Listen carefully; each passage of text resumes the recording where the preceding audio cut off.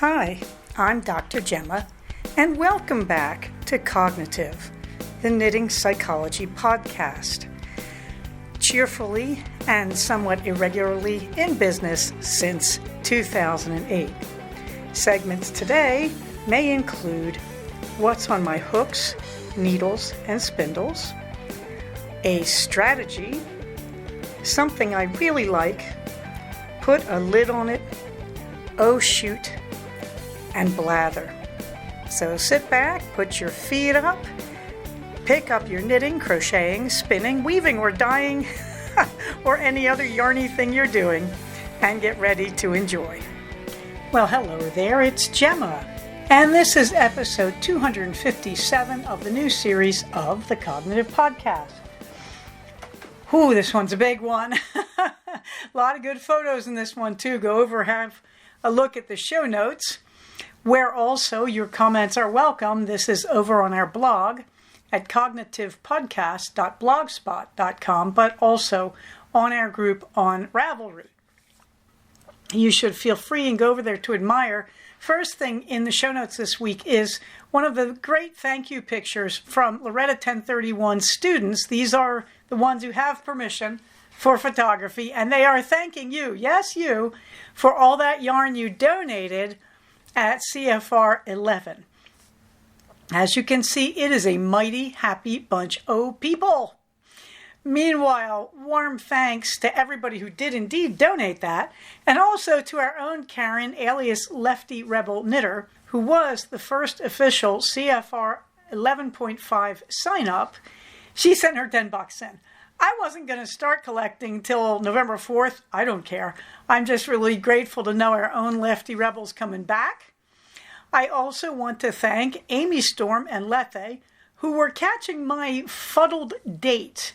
The date for CFR 11.5 is indeed February 7th, 2026. No, it is not a Wednesday. Thank you for the catch. Chris, I am very happy to know that a student recognized your queenliness. I believe if any among us in Australia is a queen, it would be you, my girlfriend. And the tea of the evening is Cherry Berry Plum from Plum Deluxe Tea, and I will be back to talk about them.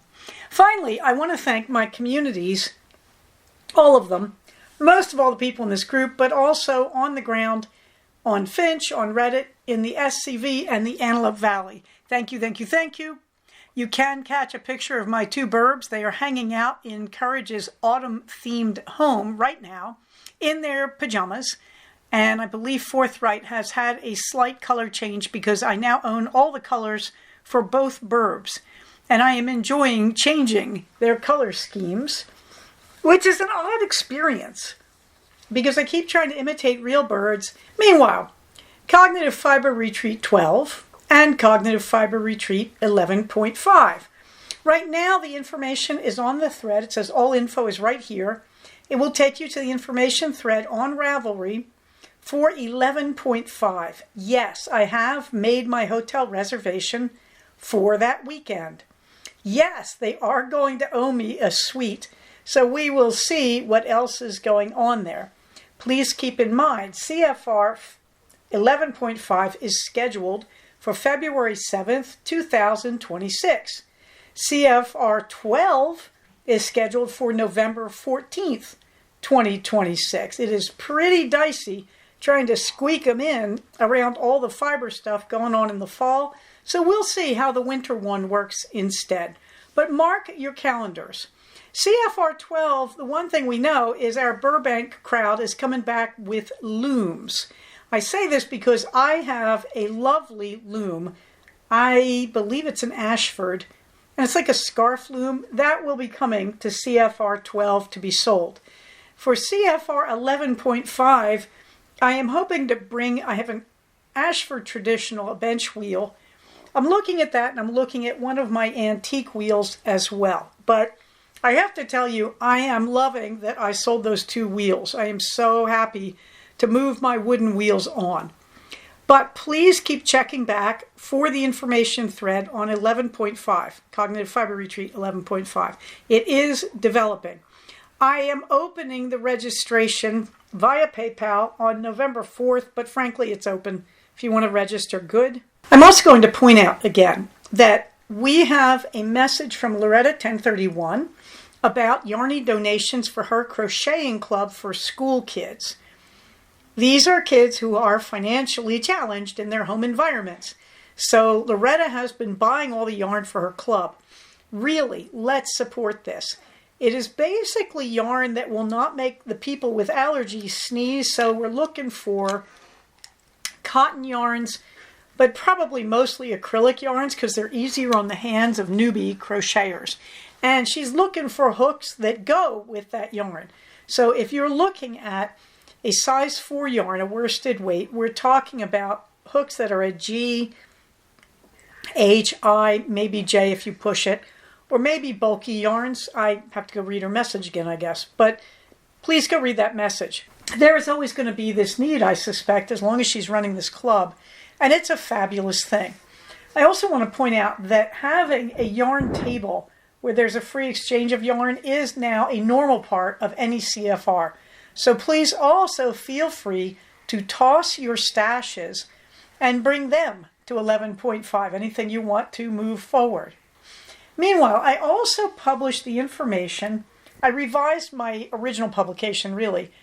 This is the information about what you can find at the local Michael's Craft Store for embroidery and sewing. This is because they announced that they are trying to replace Joann's, who of course went out of business. They haven't quite done it, but they have done a really good job trying. Between Michael's and then local sewing co-ops and quilting co-ops, I think you can do pretty well on this.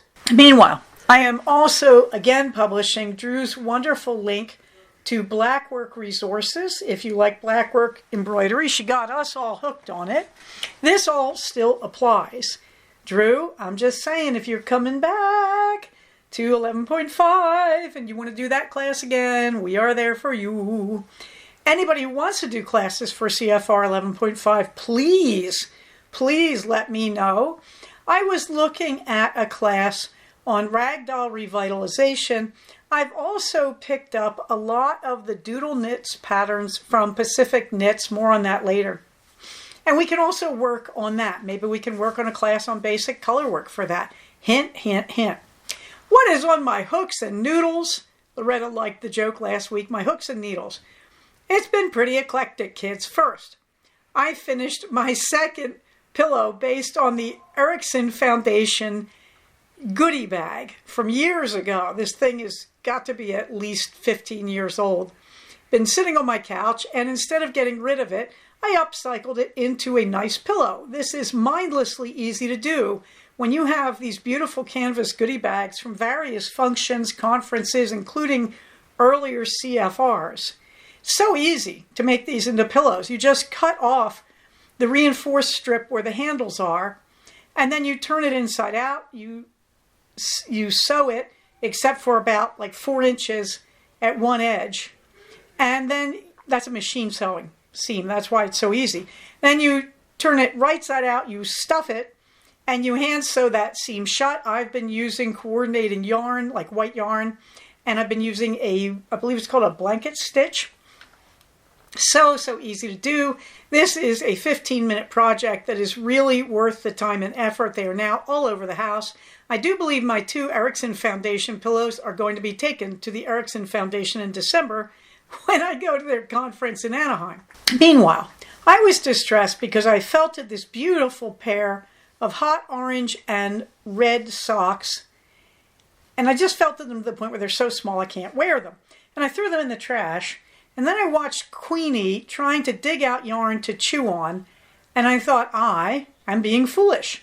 So I pulled those socks out of the trash. They were fortunately clean, and I stuffed them, and I sewed the ends. So there are my doggy sock toys, because really, dogs like to chew on felty stuff.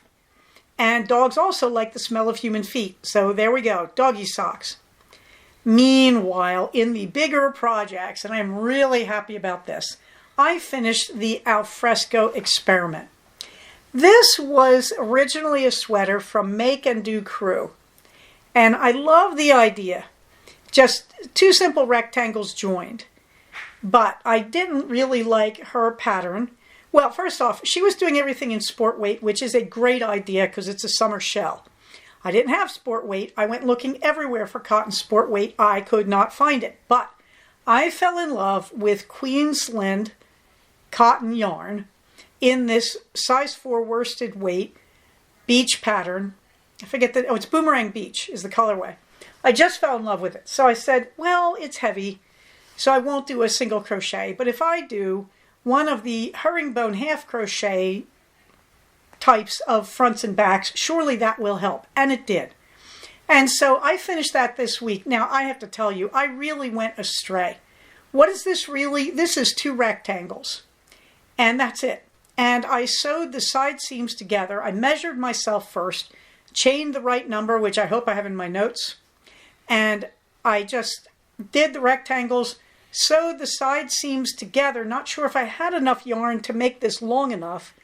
So I basically did the rectangles, sewed the seams, and then went back and did a single crochet around each armhole and a single crochet around the boat neck opening there.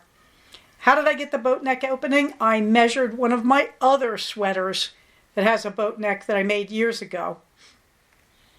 And then I had leftover yarn, so I promptly picked up that yarn and started knitting in the round, all the way around in the herringbone half double. And in the herringbone half double, you don't just go around and around and around. That gives you a very different kind of stitch.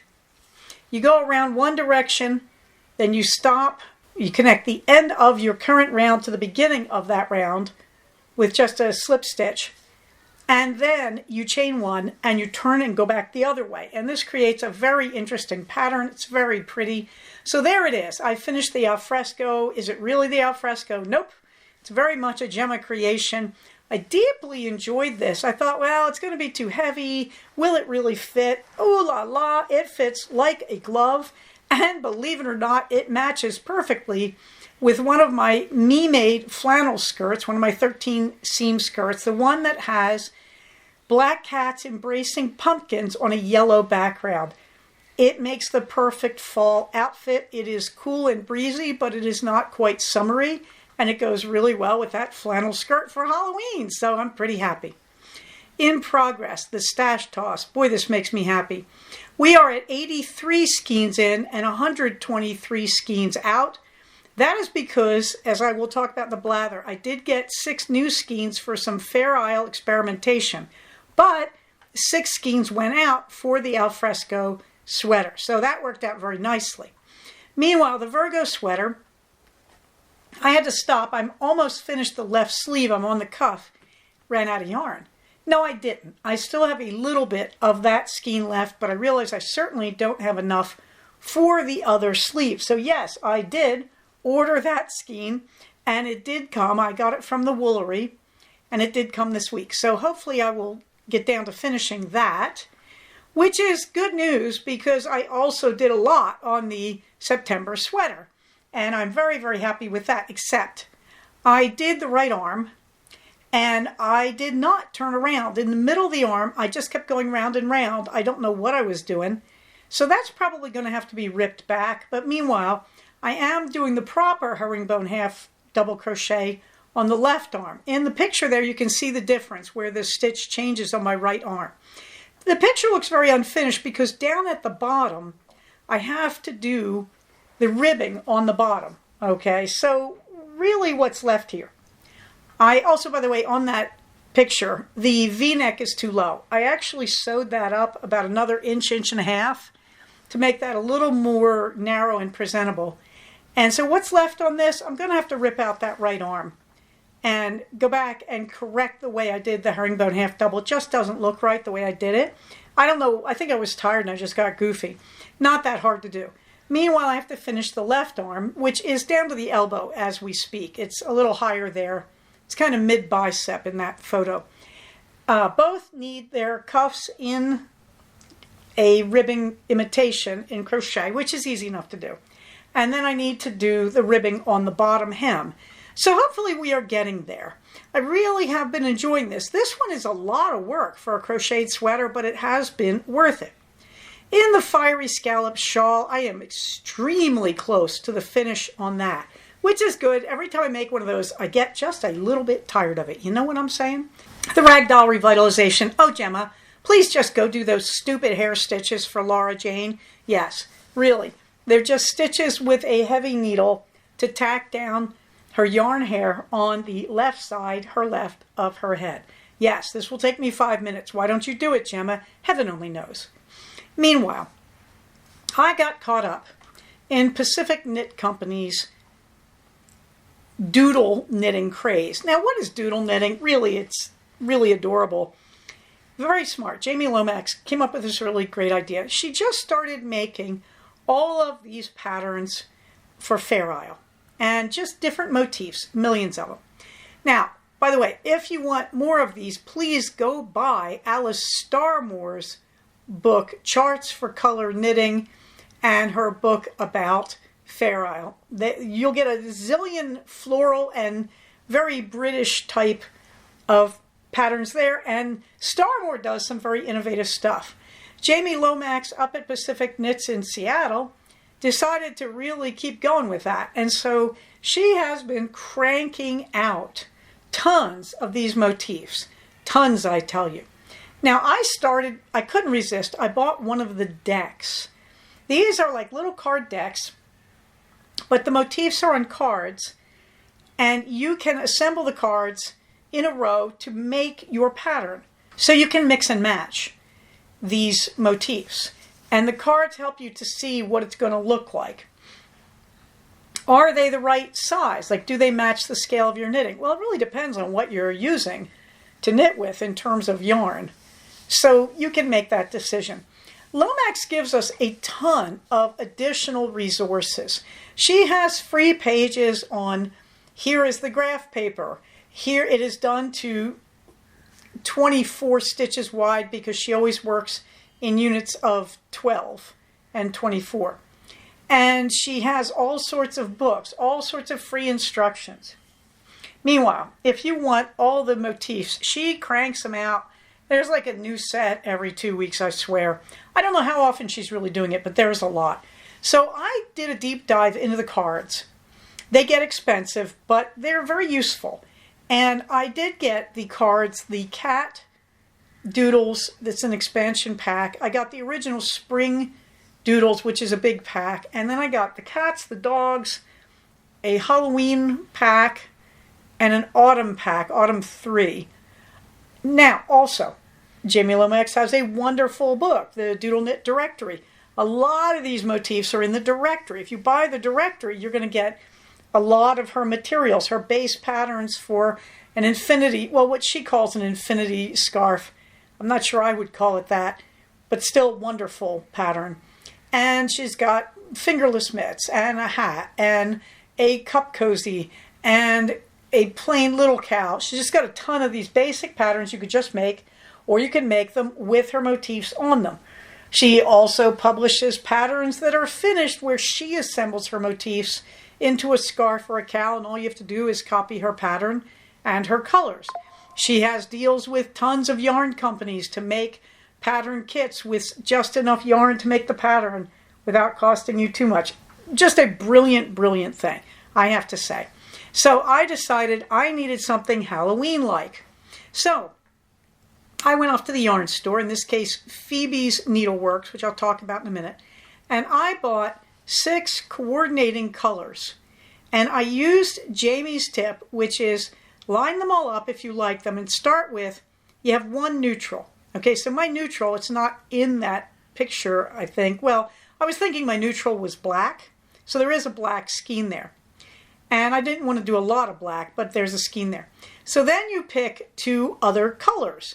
So I picked Halloween Orange, and then I decided I'm going to keep going with the black. So I would use gray as my other color. And she says, well, okay, so get your neutral, then get 2 other colors that coordinate, and then for each of those colors, pick 2 subcolors, 2 related shades of the same color. So you can see me there. There's 3 grays and then 3 oranges. When you look at that picture, that top right one looks like cream. It isn't. It's a very faint pale orange. I say that because cream is making its way into my pattern, I suspect. Okay, and then you line them all up and you take a picture of them in black and white because you need to see, do they properly contrast?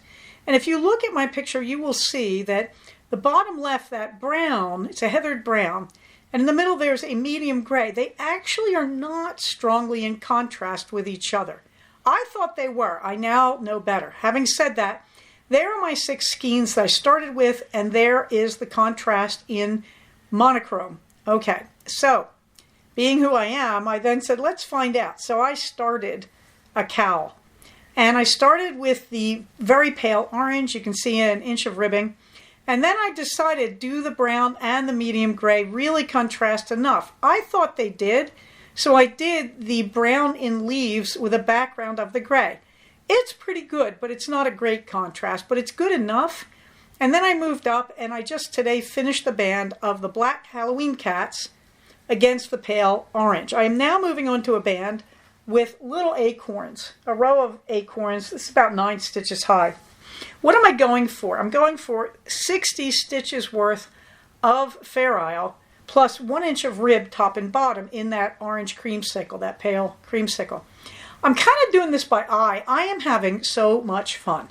I really am. Do I like this? It's not turning out the way I expected, but I'm learning a ton of stuff and it's making a perfectly acceptable cowl. Will I have it done by Friday evening, which is Halloween, because it is Tuesday the 28th of October as I record this. I doubt I will have it done, but I don't care. And in case you're wondering, you bet, it's going to match perfectly with my new alfresco sweater and that beautiful yellow skirt with the little kittens clutching pumpkins. So I am pretty happy about all of this, and I'm already planning how to use my scraps up. So yeah, that was 6 skeins in, and here's the other one. The yarn I'm using is Cascade 220 Superwash. With 6 skeins, I can make an entire pullover sweater, but I'm not, and I'm okay with that. I really want to have some plain solids, slightly lower price than my beloved Malabrigo, and more solid than Malabrigo mostly is, my Rios at least, and I'm just painting with it and having a blast. So I have to tell you, I am really recommending Jamie Lomax's stuff from Pacific Knits for the doodle kits, the books, the cards. Now I have to tell you too, I went back to her website and found the digital patterns for $5 per set.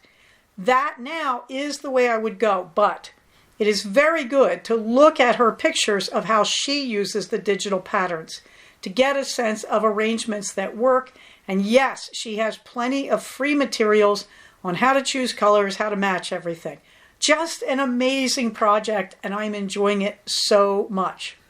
Quilt squares, nothing much. I have to get a few of my t-shirts that I've been using to death this summer and cut them up to join my collection of t-shirts I have cut to make t-shirt quilts. I tell you this because my son made me happy this week by announcing that he wants to take his racing t-shirts and cut them up and make a quilt for his bed. So we are in negotiations for how that will happen. But I am very, very happy about that. Dizzy Blondes, nothing really. I'm also looking at all my spindles and saying maybe I should bring them to a CFR. What do you think, kids? So let's get on to a strategy. Well, I've been talking a bit about vetting your thoughts. How do you manage painful thinking? And I ran into something I really liked on somebody's website today, and I thought I would cite it. It's an old truism in cognitive behavioral therapy about thought stopping. Here's what it is. When you have a painful thought or an obsessive thought, the dopamine paradox is you're going to keep giving yourself that thought because it gives you dopamine, even though in your body it hurts you. It gives you corticosteroids, and that's what all your discomfort and anxiety and nausea and all that is. So really we're talking about how do you get rid of those thoughts. Now, in dialectical behavioral therapy, we say distraction.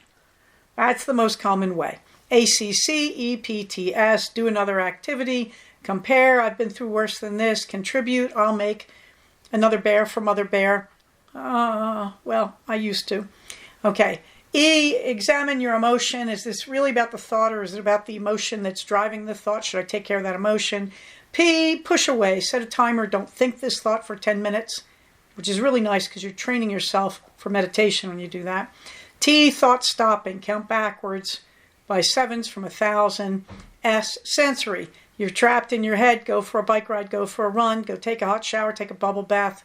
Rub your own feet. Get a massage. Get a manicure, pedicure, whatever. All right. That's dialectical behavioral therapy. But in mindfulness, which is also DBT, and is kind of in there with cognitive behavioral therapy, which is certainly very based on Buddhism and also on Stoicism. In mindfulness, we would say, but what about that thought? I mean, why am I even having that thought? And in mindfulness, we say, it's like standing in a river or a stream, and the thoughts are flowing by you. And you really need to let them keep flowing by you. If you stop the flow and stare at one thought, your stream overflows and congests. Or you stick your, one of the metaphors is these are like leaves floating by you on this stream. And if you spend too much time staring at one leaf, sooner or later you stick your head in the water, you drown. Or staring at the leaf, you hold it still and you congest your stream, etc., and it overflows and floods. Yeah. All right. That's the mindfulness logic. Do not let the thoughts keep going. It's okay to examine a thought, but you don't want to obsessively stare at it. But we're still begging the question, so now what? Well, we're not. Particularly thought stopping, counting backwards by sevens, you can just stop the thought. But a lot of people don't want to do that because they're afraid the thought has some kind of value, and they're falling for the dopamine lie here. They're getting dopamine because we get dopamine when we have problems. They don't have to be solvable problems. And again, when you do that, you also get damaging corticosteroids that make your body feel bad and eventually hurt your cardiovascular system. Hello, Robert Sapolsky, Stanford University research, why zebras don't get ulcers. Okay? So the idea is, how am I going to get rid of this thought? And one of the things I really liked, and this is pure Cog B, is look at the thought and say, but it has to meet two criteria if I'm going to continue with this thought. Here's the first one. Is it true? And the second one, is it useful to me now? These are really much bigger than they probably sound. Is it true? Most people immediately say, sure it is. Yeah, no, that's it. And you have to stop and say, is it though? Because what are your thoughts? Well, a lot of your thoughts are painful memories. Is it true? Well, you believe it is, but is it? Well, memory is very, very easy to distort. Oh, the research on this is really painful. When you read it, it takes like a month to get over reading the research because you find out that you can't rely on your memory. Now, that's kind of weird to say. I mean, memory in humans is a worthwhile thing. It helps us learn from our past and keeps us alive. And that's key. That to learn from our past, we take a memory and we keep refashioning it slowly. And every time we think about it, we refashion it just a little bit to emphasize the part of it that is important to us. So, PTSD, you really see this, but I'm going to just start with something small. So, today, I got up this morning and I put on my purple flannel skirt and I said, that is Halloween enough because it looks very zodiac and astrological. Okay, now that I am remembering that moment right now for the first time as far as I can tell. So I am actually remembering that moment, that I am simply pulling that memory wholesale. Yeah, this is what I did. I kind of vaguely remember it. That's the last time I will remember the actual moment. The next time I think about putting on the skirt this morning, I will not remember putting it on. I will remember my first memory of putting it on. Now I'm on my second memory, so I'm now one remove from the actual memory of putting it on. If I think about it again tomorrow, I will be two removes. I will be remembering my second memory, which is a memory of my first memory, which is a memory of the event. And so gradually we get removed from the actual event memory. And we do this because we are always learning. So we are emphasizing in our memory what was important to me about putting on that skirt. Many things. It's warm and it was a very windy day this morning. So I was putting on flannel to stay warm. It's astrological themed. I really like it. It's just really pretty. So I am remembering that it is Halloween. And I'm also thinking about my roots in Shakespearean scholarship. Don't ask me how I connect that, it just is. Okay, so gradually, every time I think of wearing this skirt, I'm emphasizing more and more one of those ideas. And less the actual factual pulling the skirt off the hanger and putting it on. What does this mean? It means if you're sitting around mulling over childhood memories, guess what? You're wrong. They're not that true anymore. You have enhanced and distorted them in service to your own need to learn from them, but they are not that true anymore. This is really important when we think about traumatic memories, but I'm not going to do that right now. But this is one reason people get PTSD, is that they keep distorting a horrible memory because they're trying to do that to make themselves safe from it, whereas that may not actually be possible. In other words, if you're involved, God forbid, in, say, a public shooting, hey, I'm in America, can you tell? You're going to do everything you can never to be in that situation again. But the reality is, that's pretty rare. Most of us will not be involved in one of those situations in our lifetimes. So you are overemphasizing the likelihood of risk there for you. But you're doing it because you're trying to protect yourself. That makes sense. So when we work on PTSD, we have to work on bringing back more of the reality there as much as we can. Yes, it's terrible, but yes, it's over now. All right. So is it true?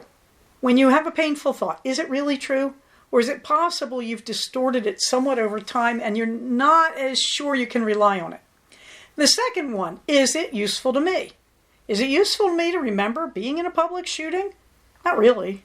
I'm not likely to be in one, hopefully, touch wood, or be in one again if I'm a patient who's survived it. Okay, but most of your painful childhood memories, think about it. Are you the only one even keeping it alive? I'm 65 years old. When I go back to my childhood and I think of my painful memories, most of the people in them, frankly, are dead. So what am I doing? Am I keeping this alive? Am I the only one who even remembers this? Why am I bothering? And that's true of a lot of painful memories. Oh, I really embarrassed myself at a meeting, blah, blah, blah. Do you think anybody remembers that except you? Probably not. So is this memory even useful? Probably not. So when you're having painful thoughts, if you want to get rid of them, before you go into the ACCEPTS acronym, activity, compare, contribute, etc., before you dip into that, it's very useful to say, but what about this thought? Is this a true thought in any way? Am I dwelling in the present with a realistic thought? And is this thought serving me in any way? That is one of the ways you stop obsessive thinking. Is it true? And, not or, and. They both have to be right. Is it true? And is it useful to me? On to shoot. Well, I am running again. We had a windstorm today, so I didn't get to run. I'm just really getting comfortable running half hours. I go out and I run half an hour, and I really just want to hold at that place because I think I got into the running program so much and I got to improve. We're going into winter, and I thought, I bashed up my foot, so I lost like 6 weeks this summer. Really a bummer. So instead of getting myself up to like 4.5, 5 miles, I'm really at about 2.25. But when I race, I can do the 5K. I can do 3.1. And I just thought, I think I want to just stabilize at running for 30 minutes. What happens when you do that? Often your speed will increase, that your body just gets used to that, and you start beating your own pace and trying for more. That does seem to be happening to me. I am deeply enjoying that. The other thing this year, last year when I was running this time of year, I kept going down to Santa Clarita and trying to run on the flat, fast asphalt trails down there. And that's really nice. That's where most of the races are. But I'm really kind of over that this year. I've gotten used to those trails. I know the races and I know the routes they take to get 5Ks. There's several different ones. They're all great. But I'm not doing that. Really what I'm doing is I'm training on my broken asphalt and trail and gravel roads around my home, because I really want to work on leg strength, which means running hills and running trail, and I want to work on focus. So I'm really working on these 30-minute runs, and I've been enjoying it immensely. I am gathering my shoes to send some old pairs to Soles for Souls, And I also discovered that I have the link to We Finish Together. This is a charity that was founded by a lady who had stage 4 cancer. She was terminal. And she started this for people to send their medals in, and then they redistribute them to people with disabilities who don't get medals. And they give them medals for accomplishing major goals. They take your medals and kind of recycle them. They write on the ribbons and all that sort of thing.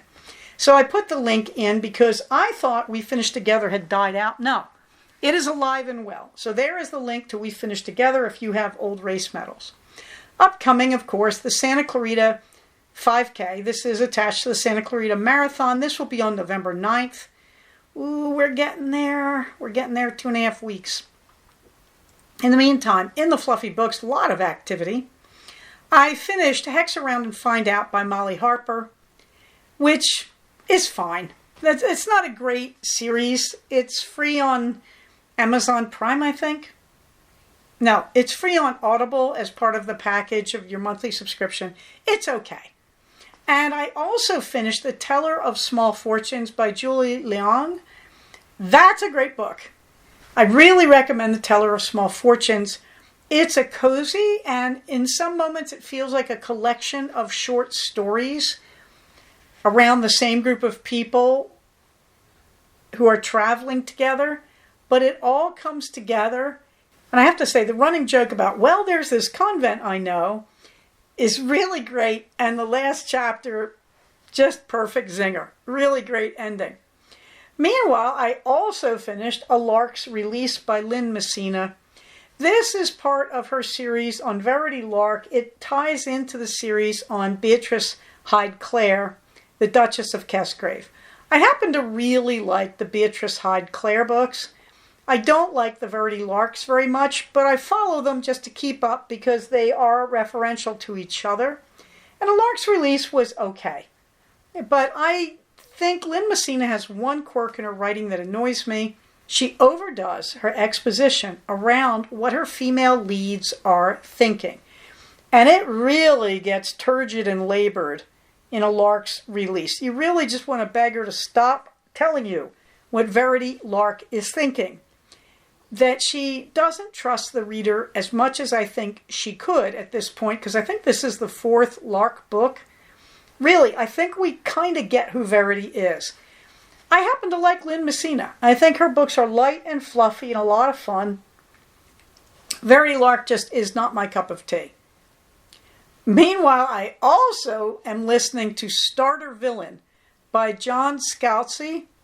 This is the guy who wrote Red Shirts. If you haven't listened to or read Red Shirts, you really should. Particularly if you have any history of love for the Star Trek fandom. Scalzi is just hysterically funny, and to make it even better, the Audible books are read by Will Wheaton, the guy who used to play Wesley Crusher on Star Trek The Next Generation. And they are not just read by Wheaton, they are performed. And they are so funny. The Audible books, they are just hilarious. So I highly recommend Starter Villain. I've almost finished it, and I just hate to say that. Meanwhile, at night, I am listening to Hemlock and Silver by T. Kingfisher, who I just love. And I have to tell you, Hemlock and Silver, it's another winner. The first 2 chapters, a little slow, but it is deeply interesting. She really did her homework on toxicology. I am enjoying it. I am going very, very slowly through it.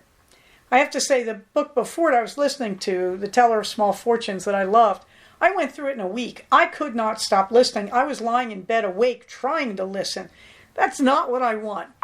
I want to just lie in bed and fall asleep in a few sentences. But Hemlock and Silver is the usual Kingfisher delight. It is complicated and intelligent and very, very well researched and just doggone smart. It is a retelling of Snow White, but believe me, so far you're barely going to recognize it. Something I really like, my Advent tea calendar arrived from Plum Deluxe Tea. Yeah, there's a link to Plum Deluxe in the show notes. This is my 3rd Advent tea calendar. It is herbal. I can't wait. I'm looking forward to old favorites, white chocolate peppermint, cherry berry plum. I just love how Plum Deluxe does these things. I just love these. So I am looking forward to Advent. I will make it another month, but there it is. It's a beautiful tin, of course, as they always are, and I keep using the tins because I love them. Meanwhile, remember Project Back episodes on Proton? Well, I finally got around to fixing that up. I have loaded zipped versions of episodes 1 through 50 of the new series. That is the series you're listening to now. To my horror, I am missing episode 40, episode 41, and I think episode 42. If you happen to have 40, 41, and 42 of the new series, you should feel free to let me know and contact me through the Ravelry page. I would love to get them if anyone has them. I cannot believe I don't have them. I thought I did. But they are now loaded, and I updated the link so it'll look like the same link to Proton, but you can download the zipped versions and unzip them. Put a lid on it, not a doggone thing, but really do you care at this point? Let's get on to the blather. Ooh, lots of blather. First, many moons ago, in I think July, I ordered these knockoff kits from a group called Mini Crafts. And these are really adorable crochet amigurumi. They are step up from the Woobles. That's what they're meant to be. That is, they're pretty much the same idea, pretty much the same kind of kit, but much more complex figures, very adorable. Yeah, that's the good news. They made it sound like they had them in stock. They didn't. I have waited months for them. I got my Highland cow and I got the Druid bear. Very, very cute. I have not yet started them. I'm kind of hesitating. I would normally take them on the train and then go sit in a coffee shop with them, but I think I want to do them at home because a member of my group, I have a closed group on Reddit, got the, which one did he get? The Necromancer. Everybody thinks Necromancers are cute. I don't get it. I like cute animals. And he said the directions are lousy. Additionally, I went into the directions for the kits for, which one did I open? The bear. There was a glue stick. I have no idea what that goes to.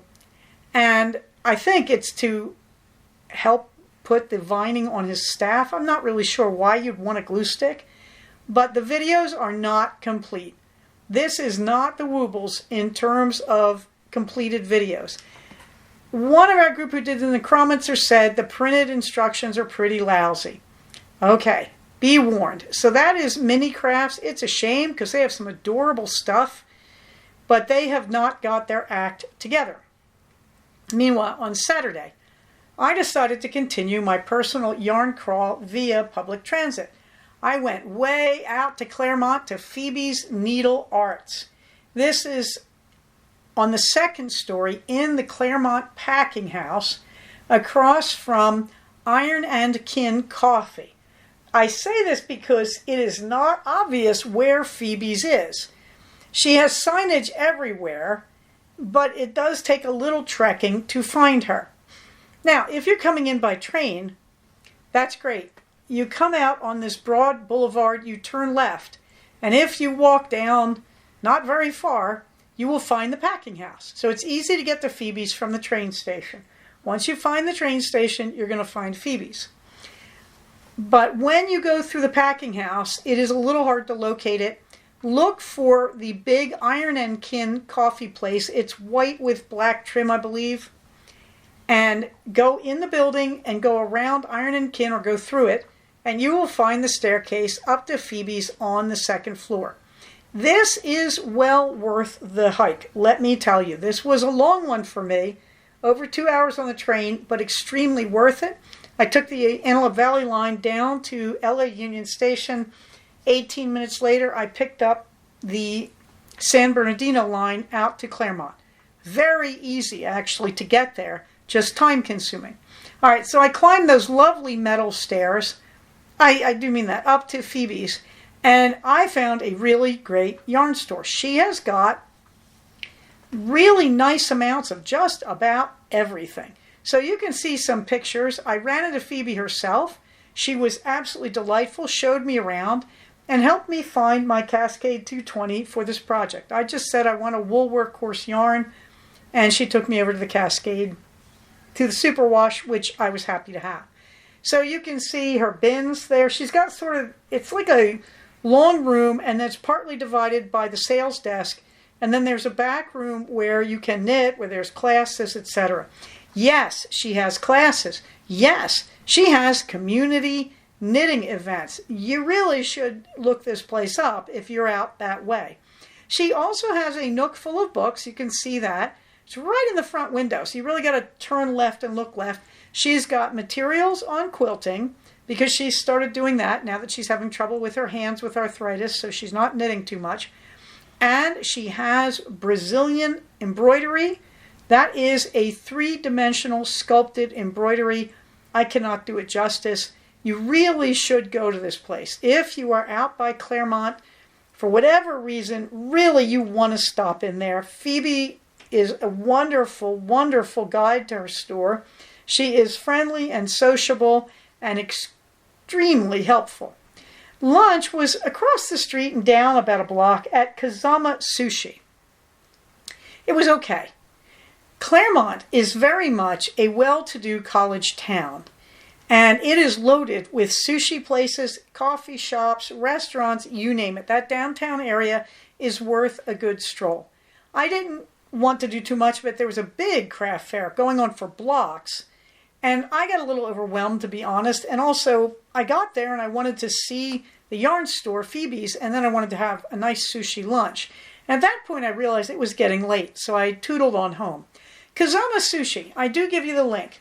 When you go, you order by basically using the QR code on your table to order. Lots of Japanese people in there. You know, enough authentic crowd is what I'm saying. It was okay. It was not sensational. I had an enormous, enormous plate of sashimi. I was not expecting what I got. It was very thick cut, very tender, very delicious. I was so loaded with food on the way home. Fortunately, I'm keto, so you don't bloat that much on it because you're not eating carb. But I ate a huge amount. Let me tell you, if you go there, the 9-piece tuna and albacore sashimi is way enough.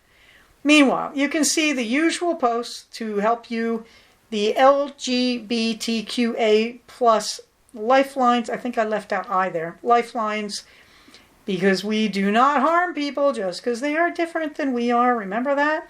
The community resources of the books I have used, my resources for buying, skills and techniques link, my link tree, which is really out of date. Maybe I should take that out now. Also the number for the USC Law Students Service to help immigrants who are trying to go to court without getting arrested by ICE, and the information for the ICE Block app and ways to report ICE in your neighborhood. Okay, on the calendar you can see the events upcoming for the Santa Clarita Valley and their fibery stuff and my races. Very excited to say I have got CFR 11.5 and CFR 12 on that list.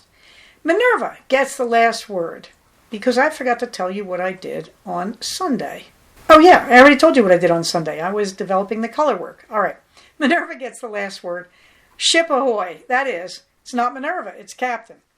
Why? My husband got a bee in his bonnet Sunday morning. I was going to go get on the train and go anywhere just to get out, just to get some air.